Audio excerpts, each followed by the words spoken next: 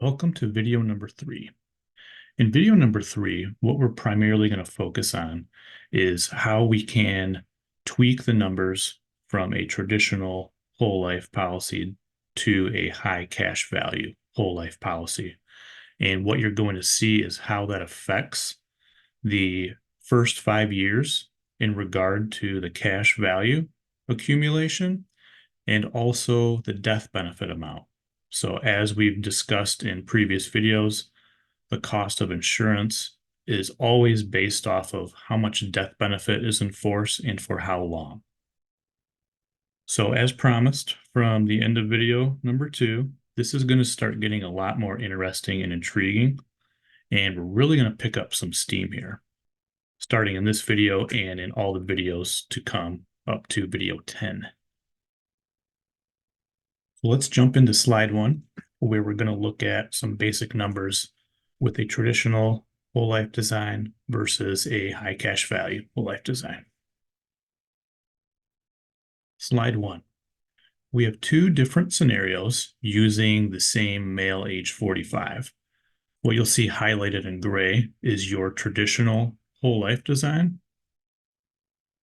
And what you have over here is the high cash value design. So they are both permanent policies, as you can see, both using the male age 45 and also with the preferred non-tobacco rating. Now, before we dive into some of these highlighted numbers, I really want to preface this by saying the amount of premium that you can or should put into a policy can be decided and tweaked at the beginning of the policy being set up. Okay, so as an example, we're using 18,400 for this client. If this client came to me and said, I want to put in $10,000 per year, the policy could be designed to absorb 10,000 or 50,000 or 100,000. It's a decision that's based off of multiple conversations between the client and myself as to how much they can and should put into the policy. And we will touch on the flexibility of that in future videos. But what you'll see is the total modal premium, and this is, again, an annualized number. We see this 18,400. So this traditional design, this is the minimum that has to go in every single year for this client to have the face amount of $1 million. And again, the face amount is the death benefit. Okay. So if we go over here and look at the high cash value design, the first thing that you're going to notice is the minimum required premium is much lower than the 18,400. All he's required to put in per year is $4,345. That's his minimum requirement.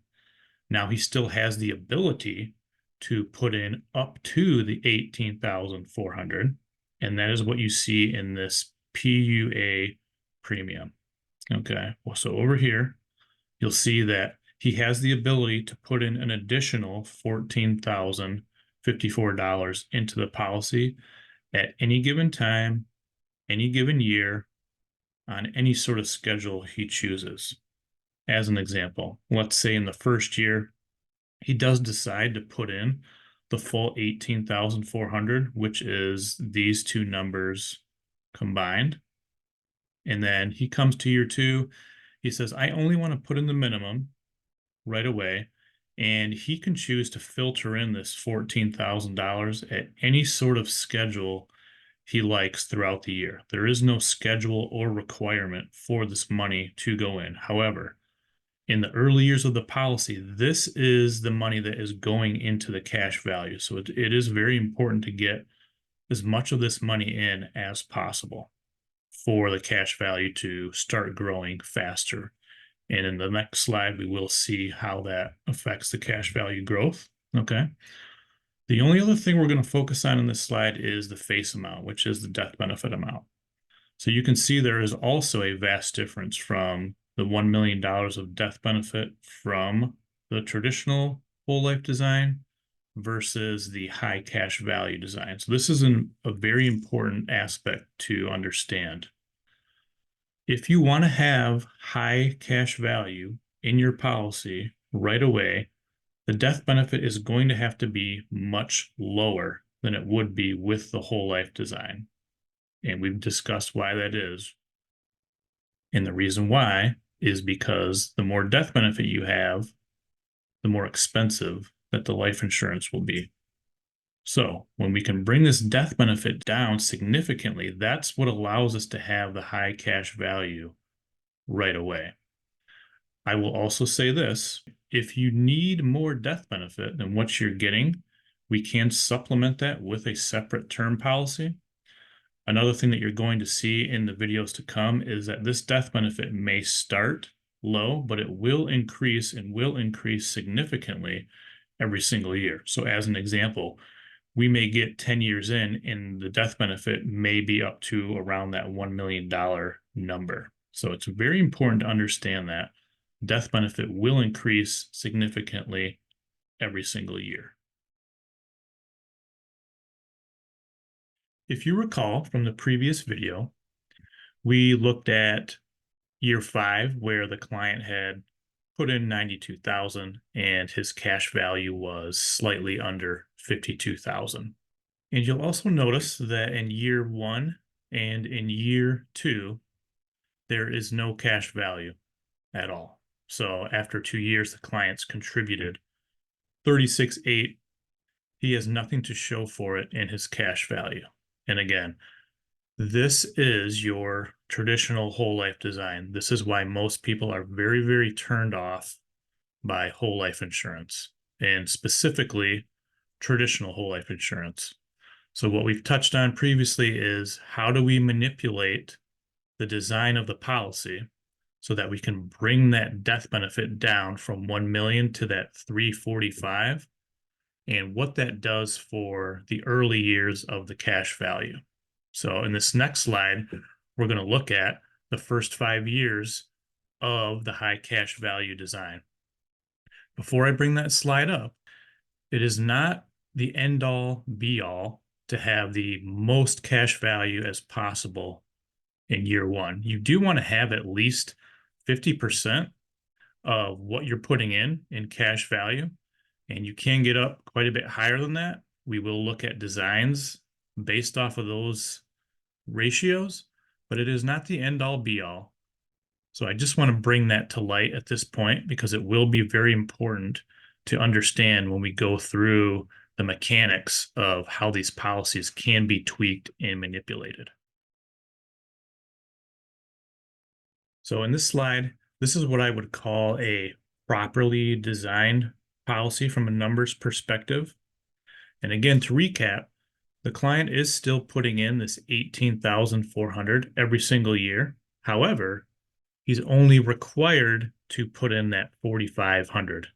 Okay, so it's important to understand that. But what you're going to notice right off the bat is instead of the first 2 years being 0 in his cash value, he's starting to get considerable cash value accumulation right away. So as an example, like stated previously, if he were to put in this full 18.4 all at once up front, this is what his cash value would be instantly.